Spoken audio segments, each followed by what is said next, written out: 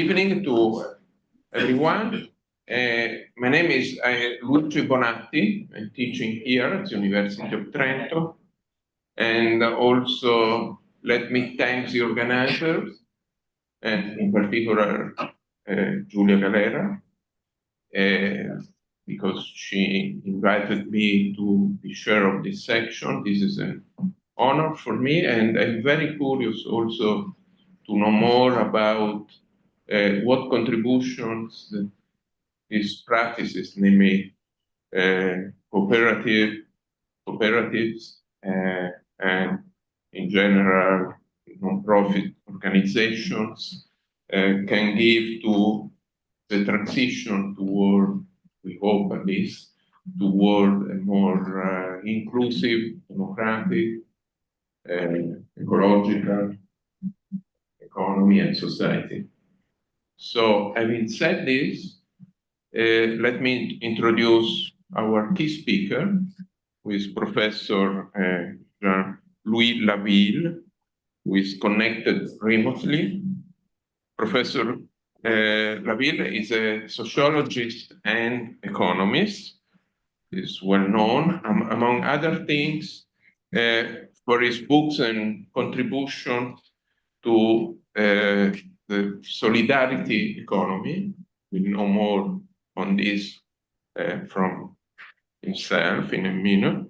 He's a member of the EMES network, and he teaches in Paris as a Conservatoire National des Arts et Métiers. Then we'll have two discussants, which are seated on my right. We have Professor Cintis Gianniocavo from the University of Almeria, and as you may know, she's a chair of the Sustainable Agriculture and Cooperative Studies. And then we have Martine Vézinard, who teaches at the Haute Études Commerciales de Montréal, Canada, and she's a member of the CIRIEC International, and currently she's visiting at Grenoble University, and she's also currently president of Dynamo, that is a community mobilization organization. So I think I exhausted my task. So, Professor Laville, the floor is yours, please. Thank you very much. I want to thank you for your invitation, everybody, and especially Giulia Galera. I am very disappointed not to be able, for personal reasons, to be with you in Trento today. And beginning this speech, I also remember all the discussion we had during years and years in EMES meetings and between EMES meetings with Carlo Borzaga. So I will introduce saying that history of cooperatives is generally presented in a very linear way. Generally, it's said that there was a blossoming of utopian attempts, and after the landscape was stabilized with statuses of cooperative which appeared, and these statuses allowed to have development of cooperatives. I think that this official history is too much linear and evolutionist. I will try and follow Walter Benjamin when he argues for another history which is more attentive to the discontinuities and also to the invisible continuities. An history which is different from official history. So I will divide my presentation in 4 parts. First, I will come back, and I think it's interesting for the question we have right now. I will come back to the roots of cooperatives. I would say the archaeology of cooperatives, or the cooperatives, what they were before the cooperative status.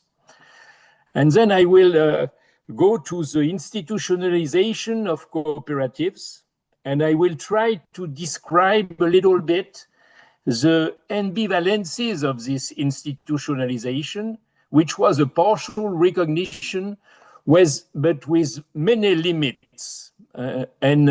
It led to an integration of cooperatives in the dominant economy.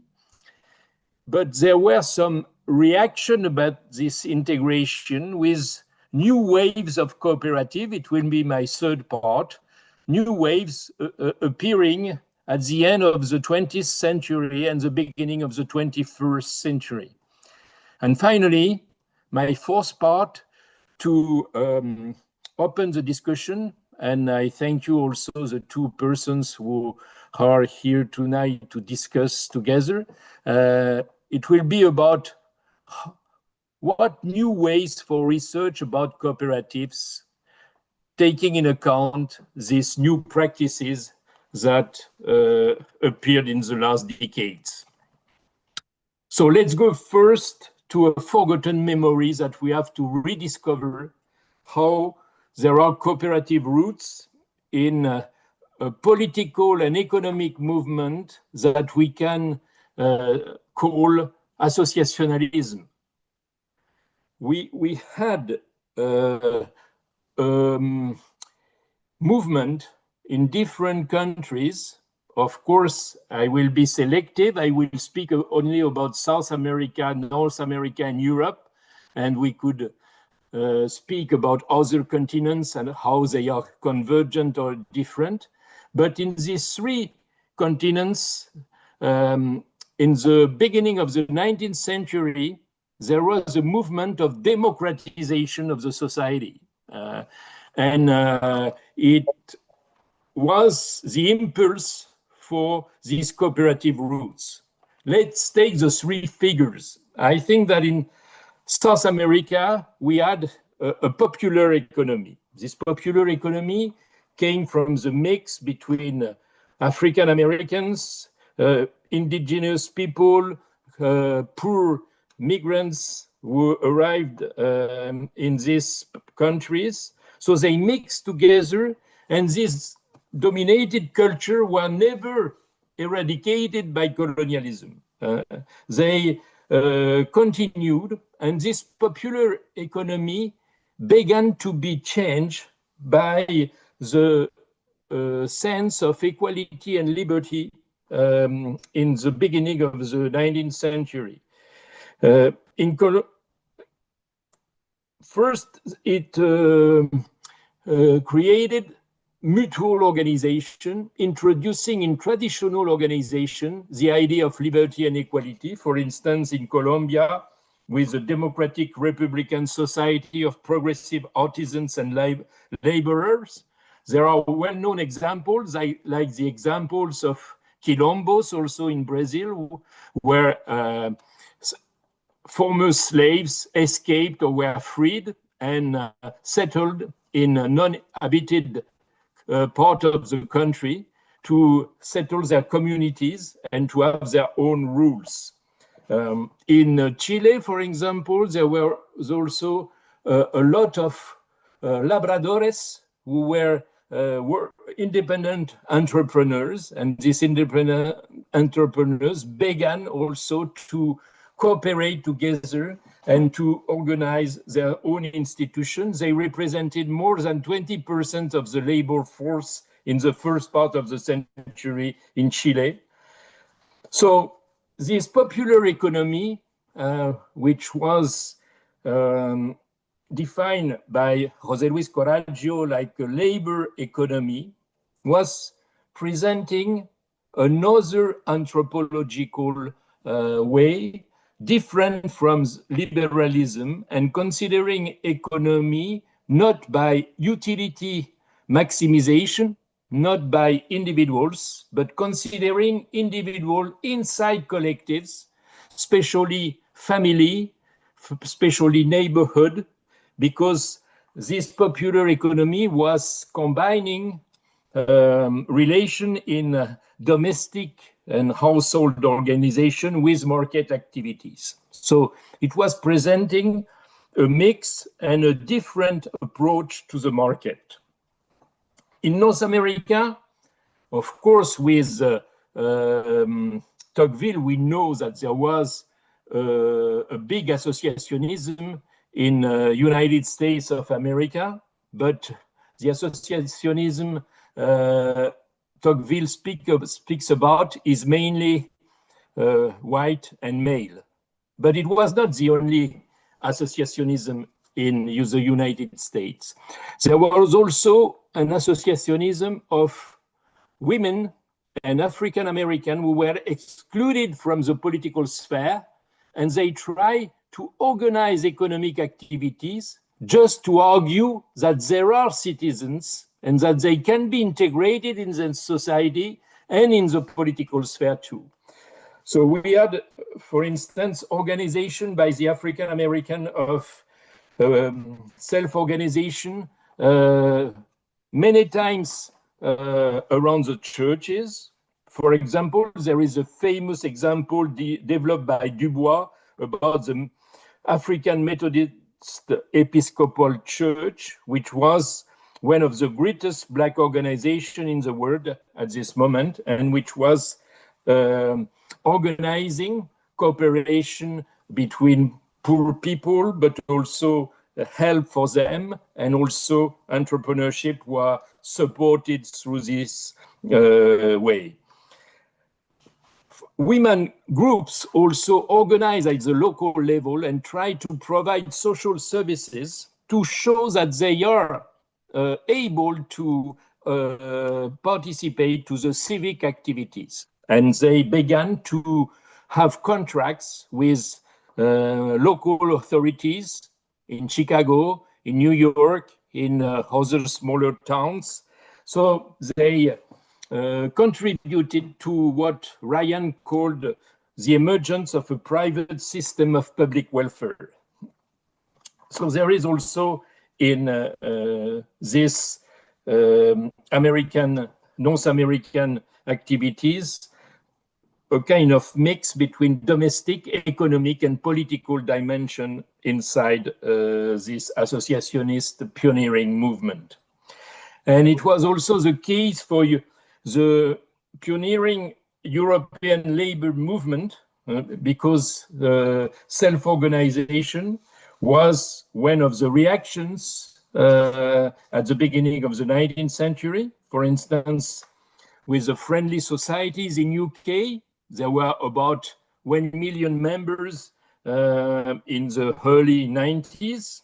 And in France, there was the first wave of cooperatives and associations between the revolutions of 1830 and 1848, in which there were very many rights which were conquered. I think that it's really important to see how there was this imbrication between political goals and economical goals, and how in this associationism it was very impossible to dissociate these two elements.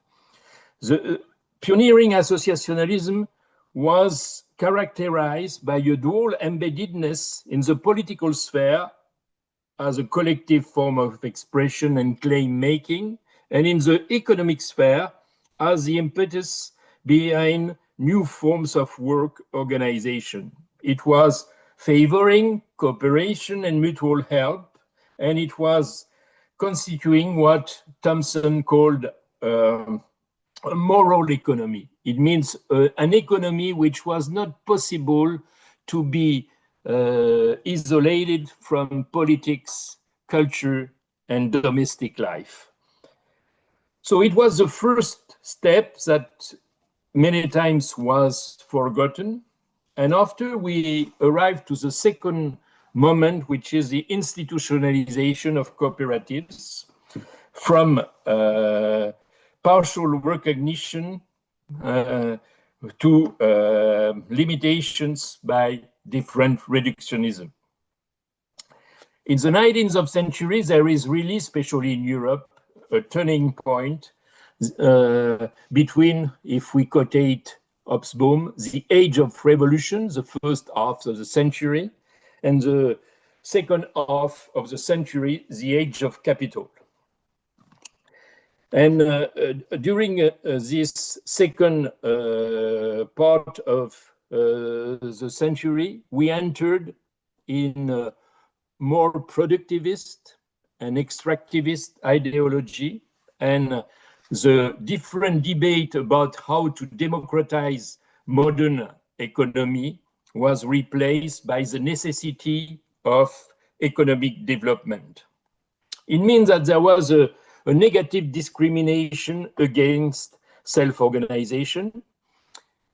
It was not only due to liberalism, it was also due to Marxism. If we follow Mariátegui's work about South America, for instance, or Quijano, Deconstruction of Coloniality, we see that this productivist ideology was really spreading and changing the idea about what was the mode of production, and it was accepted that the capitalist mode of production was the rule for the modern times. So we see that self-organization was discriminated negatively, and that a new forms of capitalist economy was considered as natural order. In the United States, as well as in England, there is the same expression used by historians.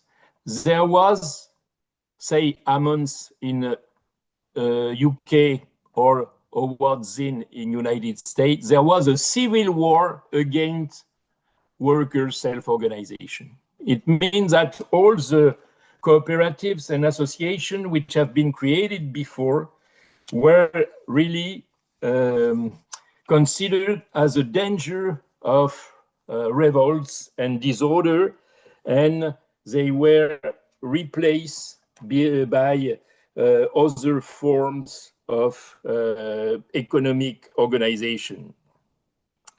But there was not only repression, there was also a partial recognition, and this partial recognition was not only a success, it was also a separation between different organizations that the pioneering associationalism wanted to unite. So from this moment, we began to have different organizations, trade unions, non-profit organizations, cooperatives, mutuals, and more, there was a compartmentalization between these different organizations, which came from the same sources, but which were considered as more and more different. So they were submitted more and more in the 20th century to mimetic and normative institutional isomorphism due to different types of reductionism which constituted an hostile institutional framework. There was a place dedicated to the cooperatives, but this place was limited because of this reductionism. The main reductionism having consequences can be expressed as different levels. The first level corresponds to the separation of the political sphere from the economic sphere, and the reduction of the economic sphere to the safe regulated market. It was this mechanism I already mentioned. A second level has drawn attention. It was the identification of the modern enterprise with the capitalist enterprise. So it was creating a problem of legitimacy for cooperative, which were always suspected to be less efficient than capitalist enterprise. And there was also, at the third level, a change in what was called philanthropic solidarity, because philanthropic solidarity was first in the beginning of the 19th century feeling of loving humanity, as Condorcet said, for instance. And more it was reduced by the pessimist liberals, Bastiat, Malthus, Ricardo, to another process, which is more the benevolence from the rich to the poor. And it was really an opposition which tried to be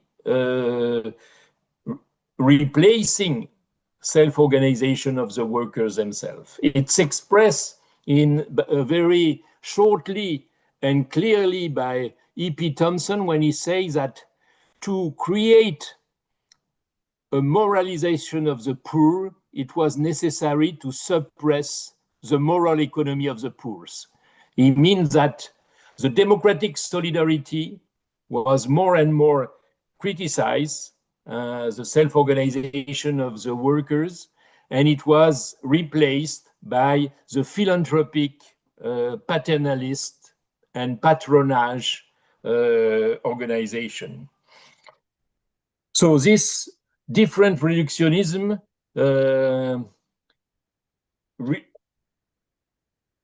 it explained that the cooperative had this, were submitted to this very strong normative and mimetic institutional isomorphism that is described in many studies about cooperatives, case studies about cooperatives, because they integrated in a dominant economy, but they couldn't really influence this dominant economy. And that's against this functional integration that reacted new waves of cooperatives at the end of the 20th century. These new waves of cooperatives were linked to what was called in the 60s, the new social movements. For example, the new social movement, which were trying to criticize the exploitation of workers in the industry, as well as the consumer society, which was extending a capitalist lifestyle.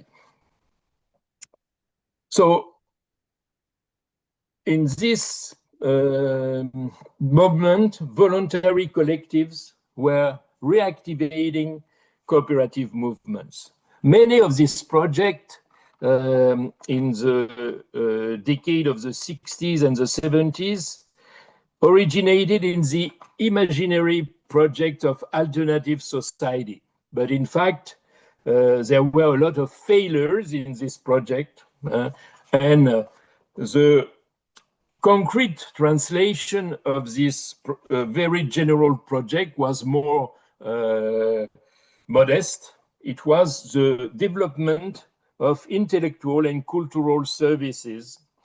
So there was a movement of service cooperatives.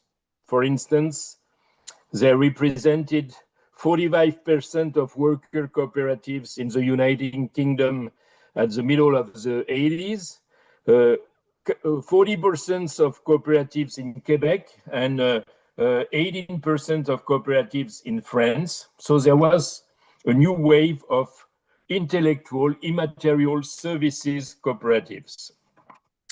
It was also the case in Brazil, for instance, where there was a huge movement of cooperatives in the health sectors, of medical service cooperatives, with more than 15,000 doctors affiliated in the middle of the 80s.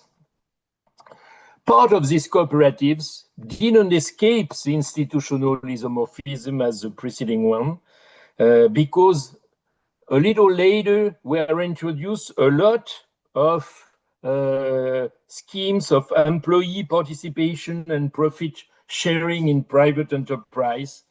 So in United States of America, for instance, worker cooperatives are not well identified because they are very near from this enterprise which try to favor participation of workers.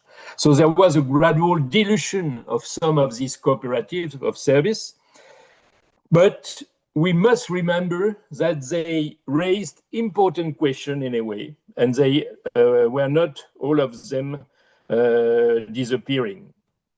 First question, they began to introduce, to implement forms of direct democracy rather than contenting themselves with the forms of representative democracy guaranteed by the cooperative statuses. There was an accent on the necessity to have forms not only of representative democracy, but also of direct democracy to really realize the objective of the cooperatives.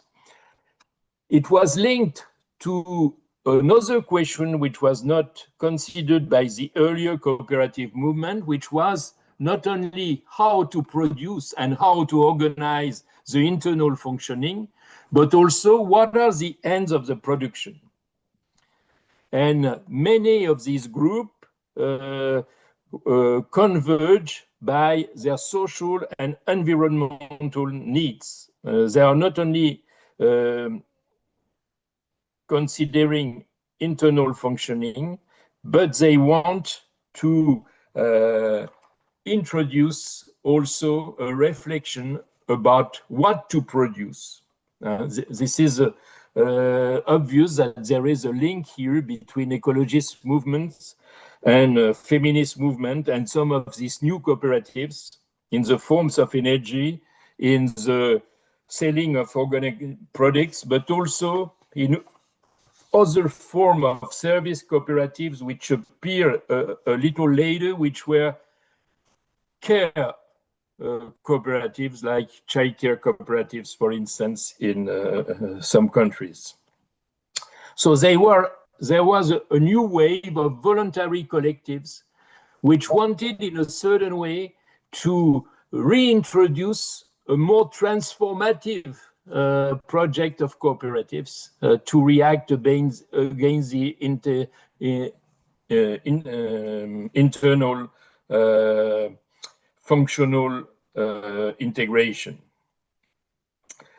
The second wave of new cooperatives was very different because it was more about workers' takeovers, and to take the expression of Rob Patton, who presented a first synthesis of this workers' takeover in Europe in the 80s, of reluctant entrepreneurs. In these cases, the cooperative is not a choice, it's a necessity, because the persons want to save employment and some enterprises which are no more considered by the investors are taken by their workers. This movement is important in Europe. It was important at one moment in Quebec and Canada. It was also present in some countries of South America. The movement of empresas recuperadas, recovered companies, is particularly important in Argentina, for instance. And what is interesting in the Argentinian case, and it gives a signal for what we are going to say later, it was not only a project of cooperatives, but many times it was project of cooperative in the barrio, in the local community. And these cooperatives tried to have real strong connection with the local community. This workers' takeovers movement was ambiguous. It has positive consequences. For instance, the trade union involvement in support of cooperatives, which was not very present before, but also there were very big failures. For instance, we can speak about Catense, the famous cooperative in Brazil, which was employing more than 10,000 employees and disappeared after. So we had very big cooperatives which were economic failures, and it masked the fact that more of these workers' cooperative, more little, were excellent successes. And so the reputation of workers' takeover remains relatively bad, but in fact, the workers' cooperatives are, for a large part of them, really successful in economic terms. But this is not really visible because of a few very large examples. And this workers' takeover were mainly in industry, and there was also popular cooperatives coming from informal economy. I think that it's also important to integrate it in the new waves of cooperative, because informal economy is a heterogeneous whole. When part is composed of market activities linked to capitalist outsourcing strategy, not to mention illegal traffics, sometimes accompanied by extreme violence. But it's also another part of economic informality is more a grassroots response to a difficult economic situation. And in several countries like Andean countries, Bolivia, Ecuador, and others, there was a try of supporting for the first time what was called a popular and solidarity economy. It means to try and support by the public policies this new association and cooperative, considering that they can not only be a way to survive, but a way of organizing in a solidarity perspective. For instance, there are very well-known examples of these cooperatives coming from informal economy with the waste recycling cooperatives, very present in some countries of South America, and which allowed the workers to have social rights by the fact that they organized in cooperative. There was also the development of ecosystem of support for new cooperatives. Here we have also some example in South America with incubadores, the incubators of popular cooperatives, which tried to support these cooperatives trying to go out from informal economy and to formalize cooperatively. So that's my last point. From these new practices, what can we say about research and cooperatives? What is obvious is that these new cooperatives correspond to a diversification of practices. The more well-known experience is starting from Italy with the social solidarity cooperatives and then the social cooperatives. And it was creating a new model which was spread in different countries and continents after, which is the multi-stakeholder cooperative, which is a cooperative which is more dedicated to communities' general interest. And I think that this development of multi-stakeholder is reinforcing the idea that it's not sufficient to have the cooperative status, and it's important to go deeper. To go deeper, what does it mean? First, it means to consider that some cooperatives cannot be reduced to some organization. I think that when we speak about care services, child care cooperatives, for example, we must learn from material feminisms, which try not to separate production and reproduction. A lot of these new cooperatives do not deal only with production, but also with reproduction. And so they are trying to go beyond this separation that was mentioned by feminist work. It's the same with multi-stakeholders, with care cooperatives, with community cooperatives. There is a link with the territory, and there is an embeddedness in civil society and in local space, which is changing the way we can see the organization. So I think that there is a diversification of organization, which raise new questions for research.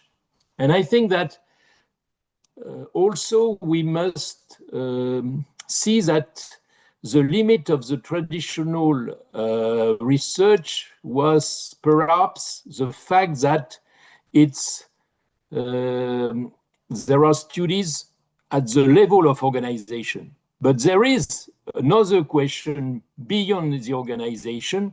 What is economy? And I think that here we must integrate in the research about cooperative the so-called substantive approach of economy, which was popularized by Karl Polanyi and others, because this substantive approach is criticizing what they call the economist sophism, which is the confusion between market, self-regulating market, and economy. I think that the substantive approach of economics is considering that economy is more than market, and that it's not a natural order, it's an institutionalized process. And if we consider that economy is in institutionalized process, and we make a rupture with the evolutionist approach mentioned by Adam Smith, we can have a more anthropological approach to economy with Polanyi and others, showing that economy is not one principle. It's a mix of different principles, and especially a mix between market, redistribution, but also reciprocity and householding.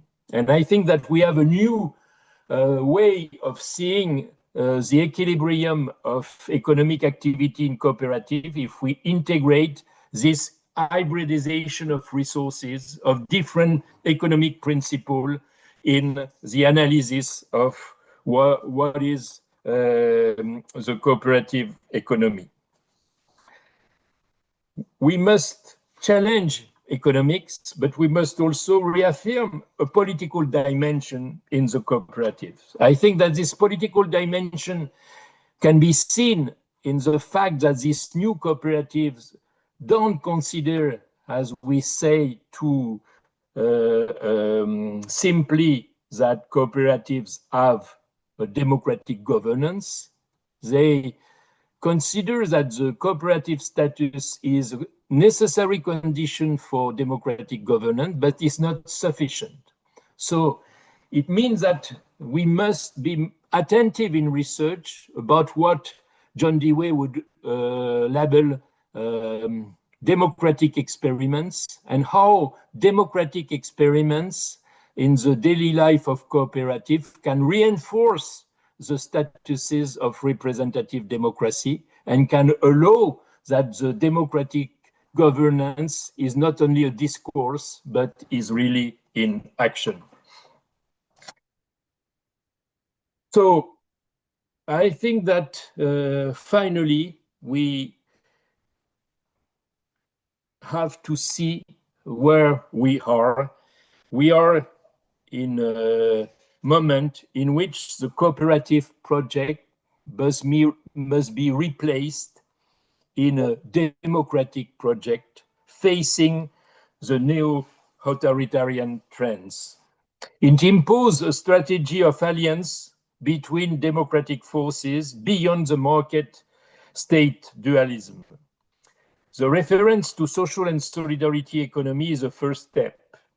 It can be a resurgence of early associationalism if the different statuses are no more isolated, but more articulated. In this condition, synergy between cooperatives and other components can develop. The convergences with the commons, for instance, are also important, and a multidimensional strategy becomes easier if the territory, the community-based, are more valued in research about cooperatives. A last sentence, I think that we don't need only research about cooperatives, but we must now organize research with cooperatives to advance in the sense of social and economic sciences, which are public, to quote Michael Buravoy. We need science with civil society. We need science for public. We need a form of science which is acting with the persons present in the cooperative movement. Thank you.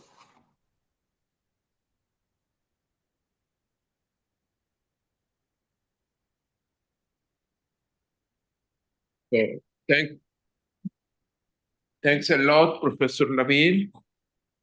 I think you raised many interesting points that are well deserved to be discussed. So I give the floor to Professor Gianni Cabo, who will be our first discussion. Please. Thank you very much. I was kind of hoping I would be second, so at least have 10 more minutes to think about and to digest what I've just heard. So this is going to be a little bit spontaneous and images. Thank you very much, because it's really, really thought-provoking lecture that you've just given us. Not only was it well structured, but it wasn't a tick-the-box sort of lecture. We went all over the place. So let me just say some of my initial thoughts here. Okay. And this takes me back to the first time that I was in Trento. And I had the pleasure and the honor to be able to spend time with Carlo Rosano. And I'm not an economist. And I was trained in law. And he said, okay, Cynthia, it's your turn to give a presentation. So I started off my presentation by saying, I don't understand, you're economists. There's no such thing as the economy. And he looked at me. And I said, no. Economy is about the rules of the game. It has nothing to do with the way that you economists describe economy. It's about the rules of the game. And those rules of the game are things that we construct. We set the rules of the game. And if we don't want this kind of economy and we don't want this kind of economics, then it seems to me we need different rules of the game. And he just sort of looked at me like, what have they sent me? I just can't believe this. But we had this discussion, which evolved over a few months, between what was the role of law, and it's not just law, but also culture, and lived experience, and histories, and interpretations of histories, in understanding what those rules of the game were, and how we built economies, because we have nested economies. And when I was listening to this lecture, I was trying to think, how am I going to put this all together? And I was thinking of this history that you're telling, and you're saying, well, there's contested histories within these movements.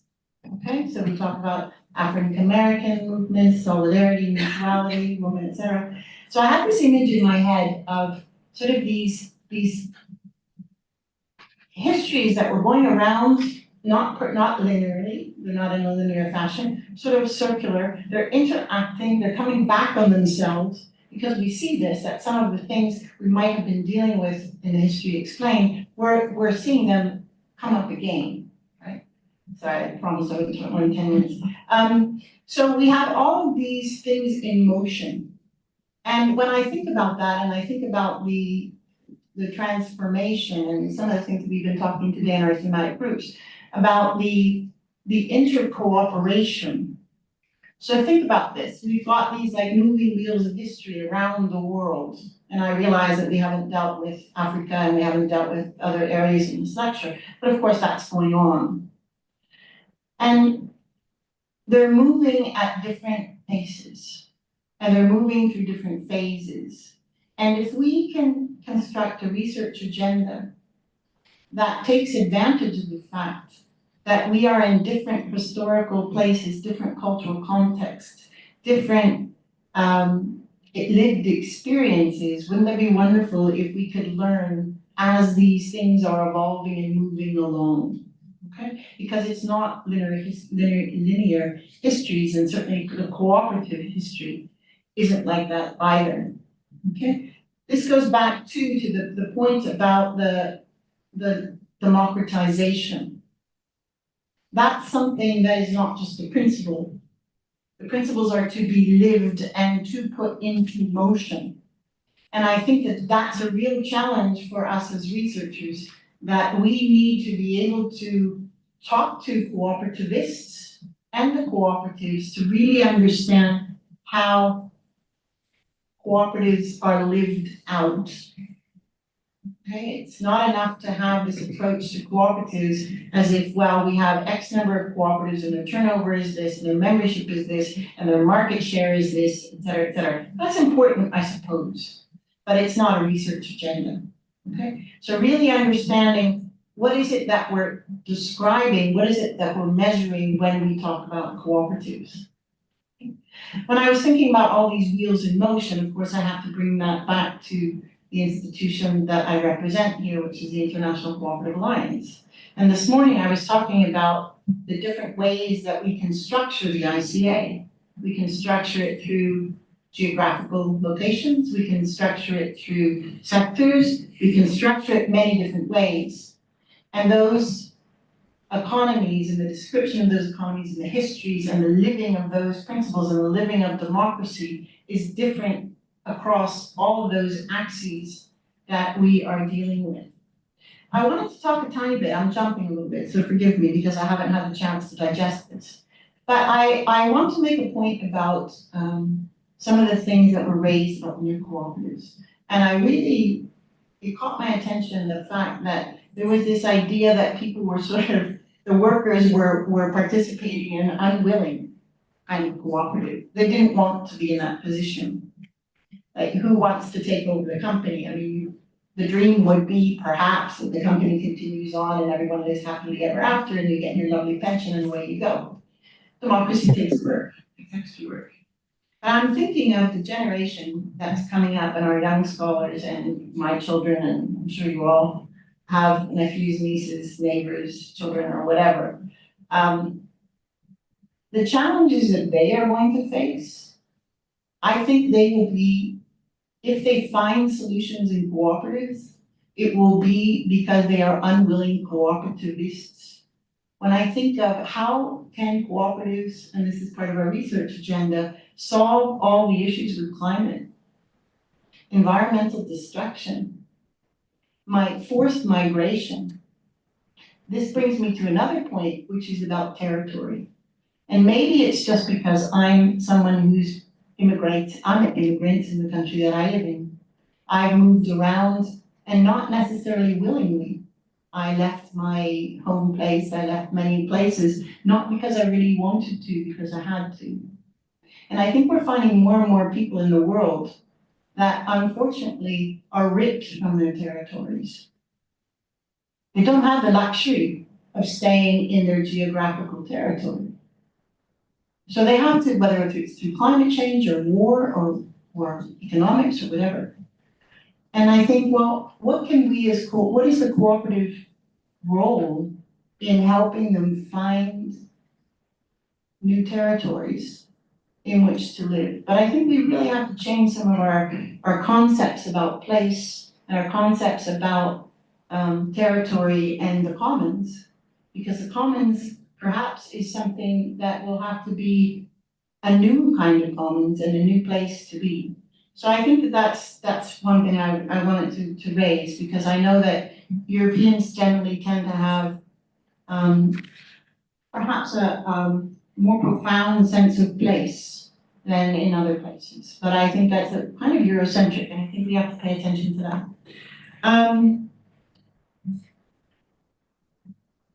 A few other things here.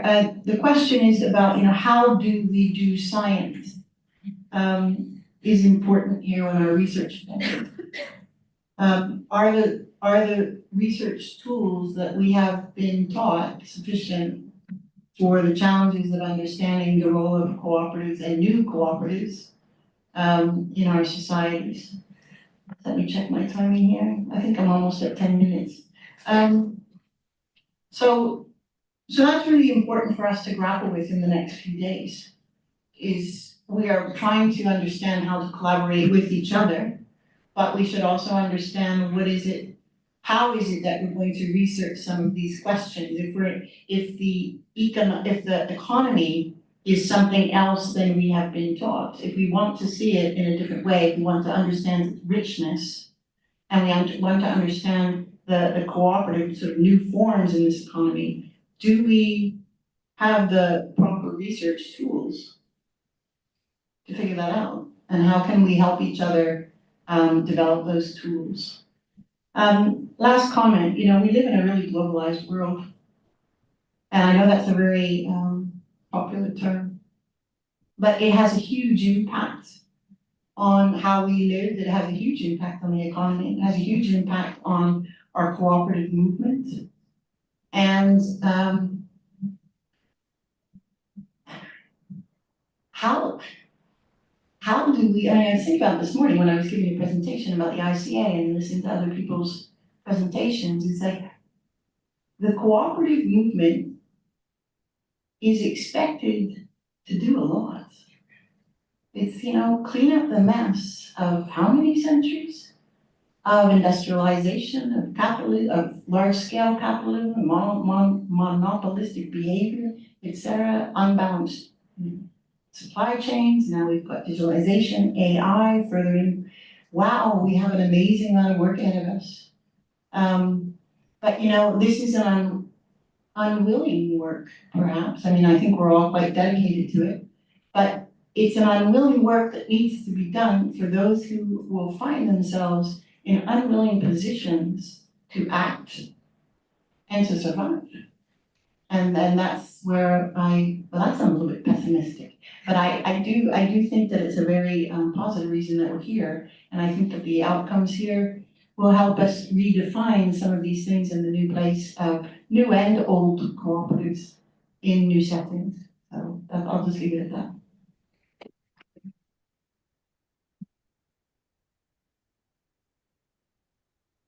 So, thanks a lot. Now it's your turn.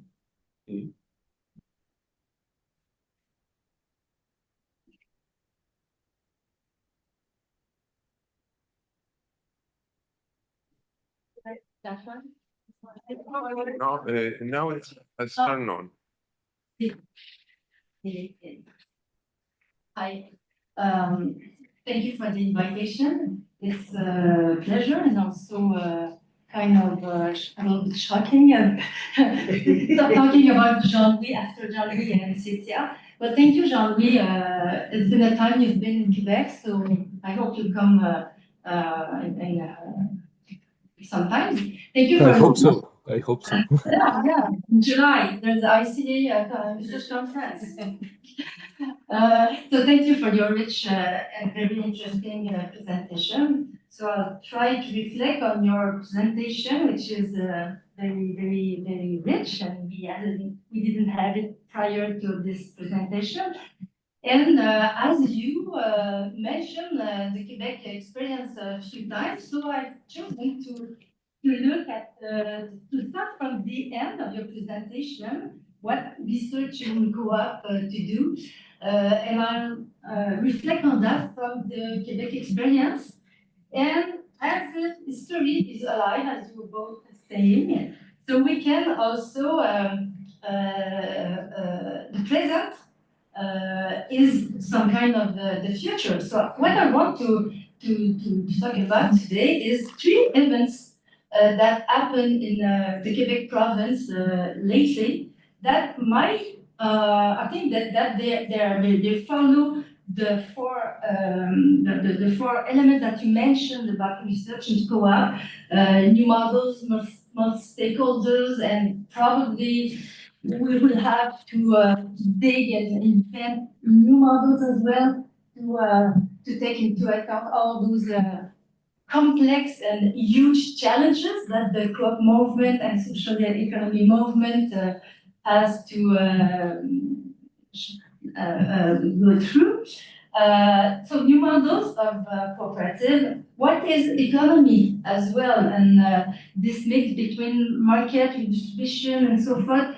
To me, it's kind of related also to the form of cooperatives and social economy organization and this political dimension. And so I want to look at these three elements from those three events that happened in Quebec in the last year and a half, I would say, and that to me show some kind of path for future research, at least in our very local and specific context. So I won't generalize as you said that. But I want first maybe to address very rapidly what is the context of the Quebec province, as you probably don't know. Quebec is one out of 10 provinces, the only French-speaking province, in 500 million English-speaking people in the North American continent.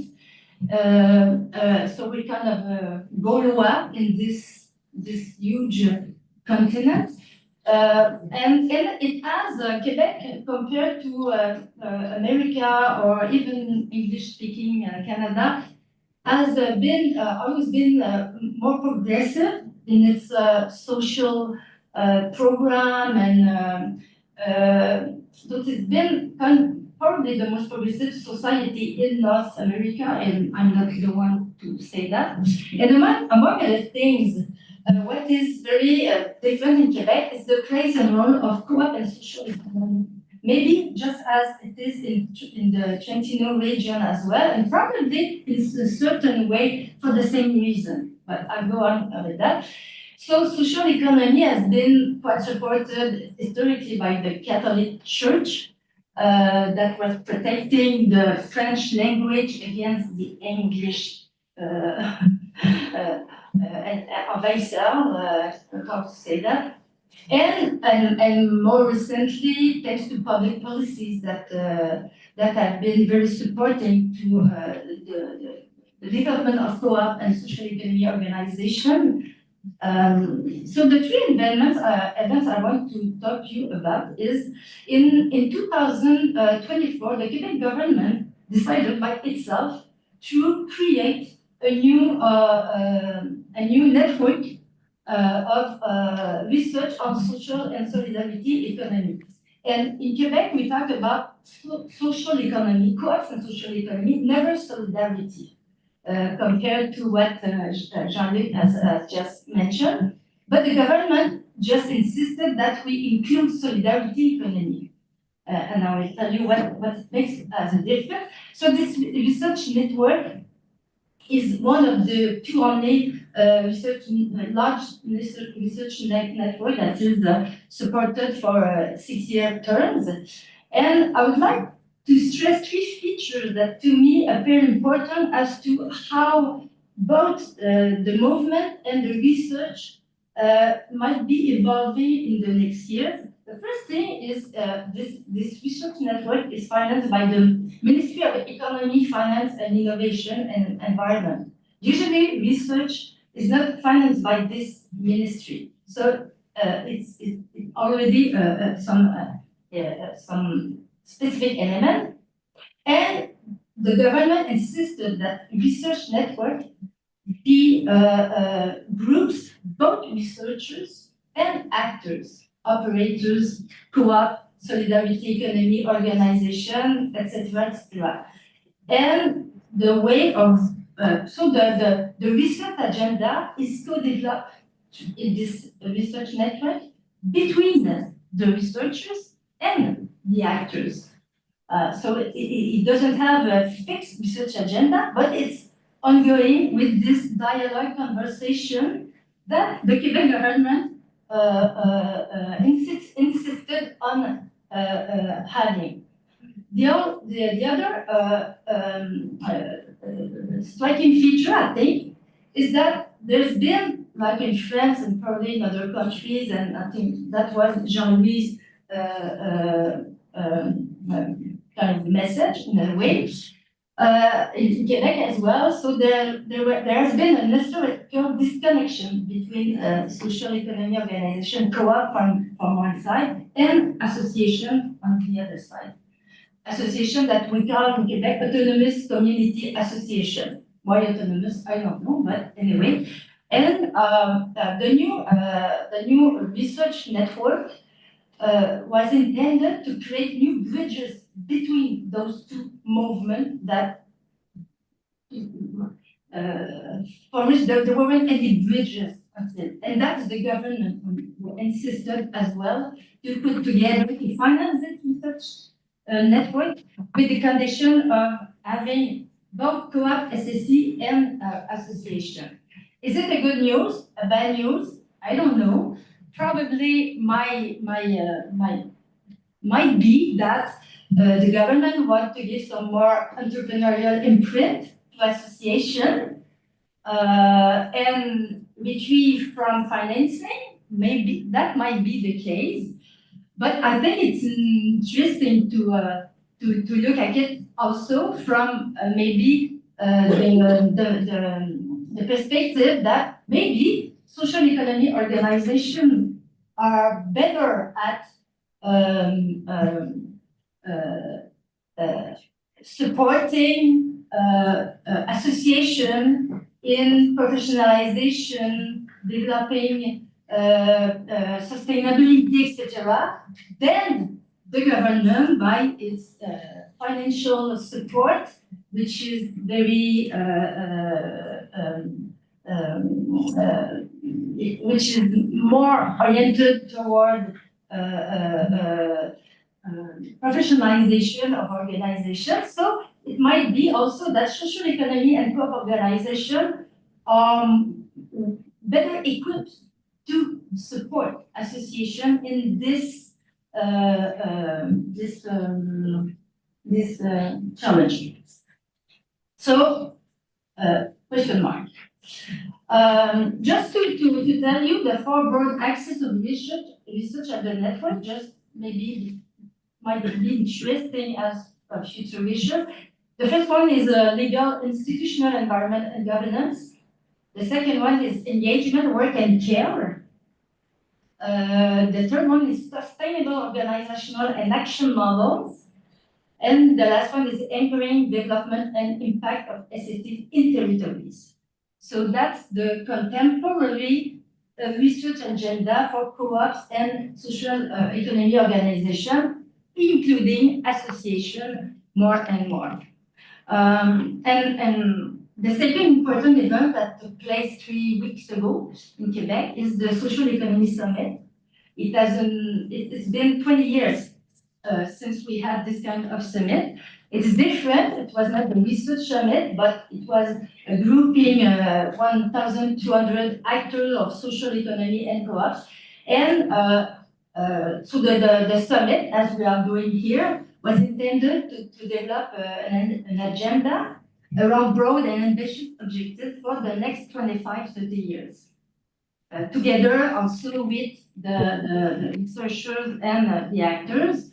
I won't mention the different sub-themes that were discussed, but social ecological transition, current perspective, local and democratic governance, collective housing, food security, and so forth. But what is interesting, again, is that for the first time, it was a social economy summit, but both our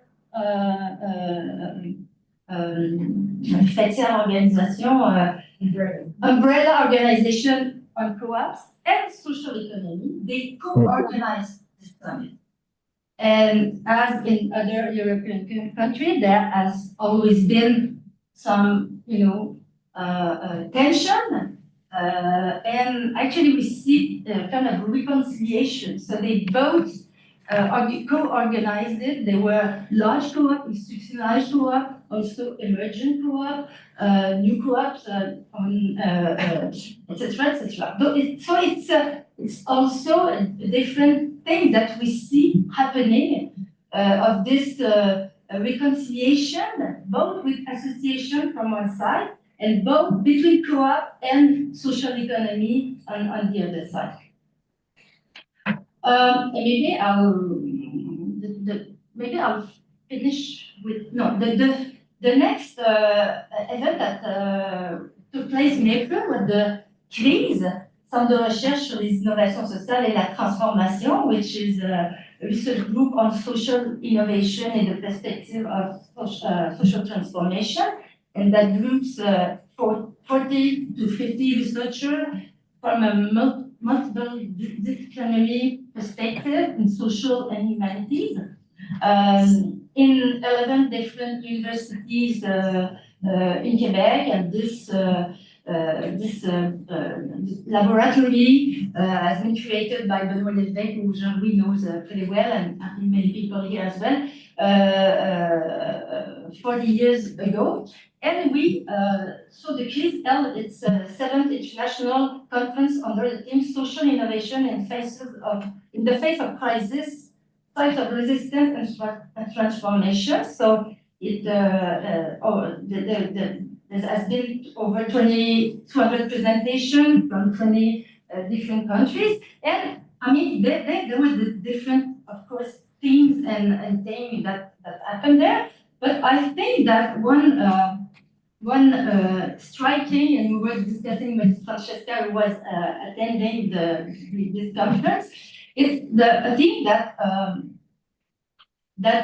emerged very strongly in the network and also at the conference is the question, the scientific program of CRISE is looking at social innovation for social justice and environmental justice. But what is more and more emerging, and that thing that makes a connection with Jean-Louis' presentation, is that the epistemic justice is more and more present in research and bring back some research approach like action research, participatory research, working with the communities, with the population, and more than that, is recognizing the plurality of knowledges beyond the academic knowledges, and building knowledge both starting from academic and also from the community, individual knowledge, experiences, and so forth. And this is a very, very strong theme that is thing that is emerging in a case. It might be the effect of COVID, where all those inequalities appear so more clearly.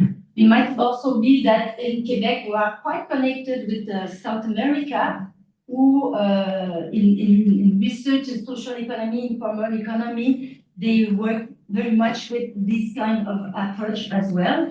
So I just wanted to share these elements that might be interesting to integrate or continue to discuss in our research agenda for co-op. Thank you. Thank you.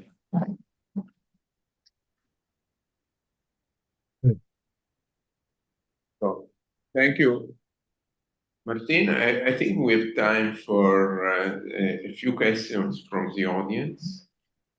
Yes. Let me see who else has to ask something. You are alone, it seems. Okay, please. Thank you. Thank you. Hello, everyone. A particular thanks for the historical timeline that's not aligned. I've been looking into the history of cooperatives, particularly in the African context, and what you said was really insightful. I've got lots of questions. I'll ask one, which is that we have, and you mentioned it, this perfect idea of how solidarity works around how in the old days, in the pre-1800s, how people collected and worked together towards a mutual vision. But I'm curious about your interpretation of the negatives of that. And, we often understand this from a colonial lens, but there's a slavery lens to this. And there was a solidarity and ethnicity dynamic around that too, where people would collect slaves to benefit their society at the expense of another. And so I'm just curious to hear your thoughts on the work that we can do to understand the other side of solidarity when it doesn't always work. It works towards a mutual benefit of some, but it's against others. I hope that makes sense. I appreciate it. Okay. No other question? No? Okay. So, Professor Laville, you want to reply or to comment on what's the discussion? Just a short comment. First, dear colleagues, I apologize because I didn't send you the text before the conference. I will do it in a few days, so I hope we can continue the discussion after, and I am happy to do it if you agree. I think that some of the points you mentioned are really important because you began by mentioning economies, experiences, histories. I think that passing from the singular to the plural, we change the way we examine the cooperative reality. I think that what you implicitly mention is that there is an epistemological question, and I don't think that it's possible to really have a comprehensive and descriptive approach of cooperative inside the epistemology of orthodox economics. And probably it's one of the difficulties because cooperatives have been hesitating many times in strategies trying to show that they are efficient in orthodox economics or trying to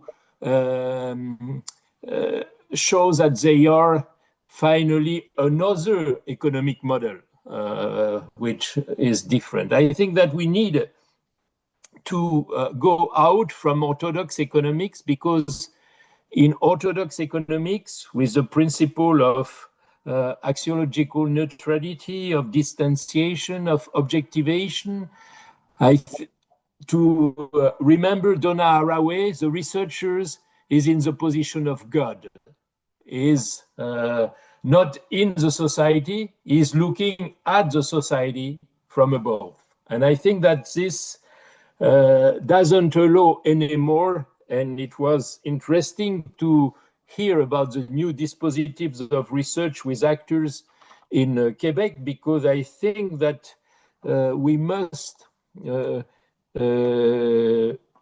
see the research about cooperatives with the research with cooperatives by the association of knowledge.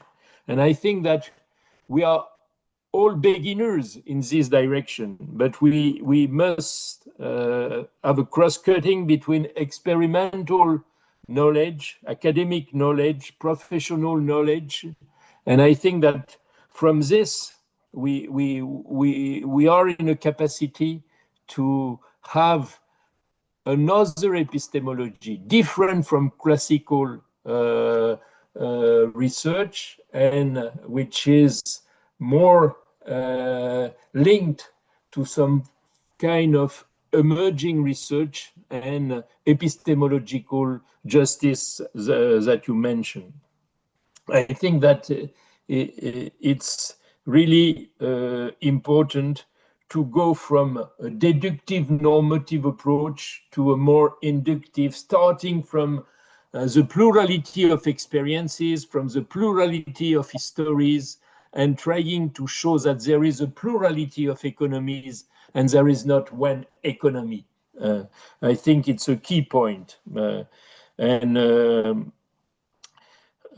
What you mentioned also is that maybe it's not possible to ask too much to the cooperative movements. That's why I insisted, and you did the same about alliances. I think that I could develop it, but there are many historical reasons why there were separations. Separation between associations and cooperatives, separation between cooperatives and social economy, separation between social economy and solidarity economy. Of course, there are still a lot of problems, but I think that we all go in the direction of considering that all these phenomena belong to a same continuum, because some projects begin as associations, then they can develop as a multi-stakeholder cooperatives. So we have not to oppose or to separate, we have to link. And I think it's particularly important because to react to your last words, I think that the project of the new reactionary and conservative project we are facing tries to suppress solidarity. Or we know from the two last centuries that democratic solidarity is central if we want to have sustainable societies. And I think that cooperative movement is a part of this democratic process that we want to focus on. I think that we live in a paradox right now because we have a disastrous evolution at the level of many governments in the world right now. And in the meantime, we have maybe an invisible citizen revolution by the number of cooperatives, associations, solidarity initiatives all over the world.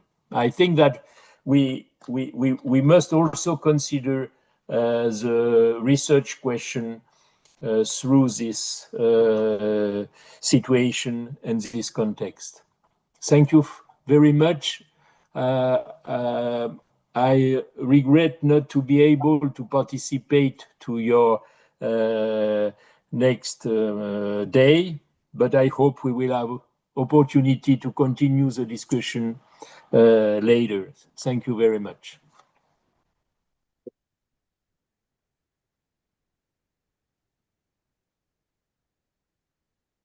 So we have another question for you, Professor Laville. So Yeah. please.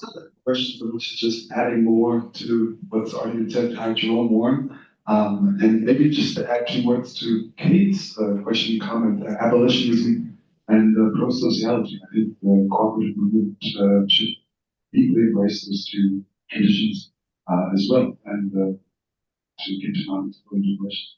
Just to say, extend a thank you for this historical journey that you took us on, Professor, and to say very sorry, lament that not here with us in this beautiful end of May, spring, I guess, summer weather in Trento, and in particular to underline your later emphasis on Calpinani substantive notion of economy as a former student or the victim of economics, to say that it's saddening me often to see the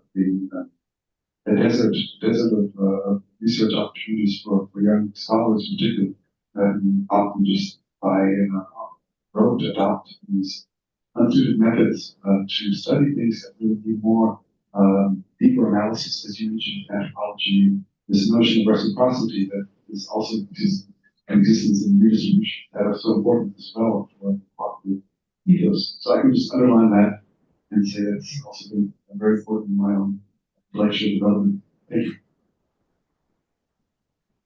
So would you like to comment or to add something on this, Professor Laville?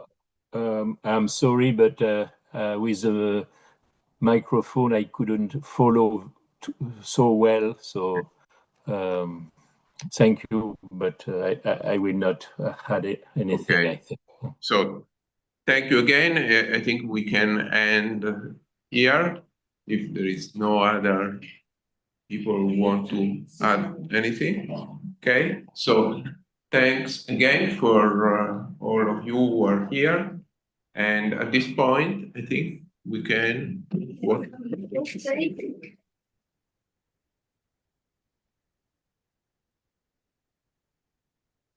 So thank you so much, Professor Laville, for Thank being you. with us.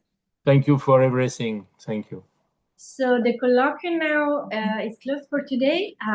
Tonight there is a social dinner, so maybe, Julia, we can leave the people going out. So tomorrow in the morning we meet at 8:30. That's right. Just the facilitator and the rapporteurs. Okay, and later all the participants. So from Euricse side and all the organization, I give you my greetings and thank you for participating, and also the discussants and Professor Bonatti. So thank you so much, and thank you, Professor Laville. Have a good night. See you. Thank you.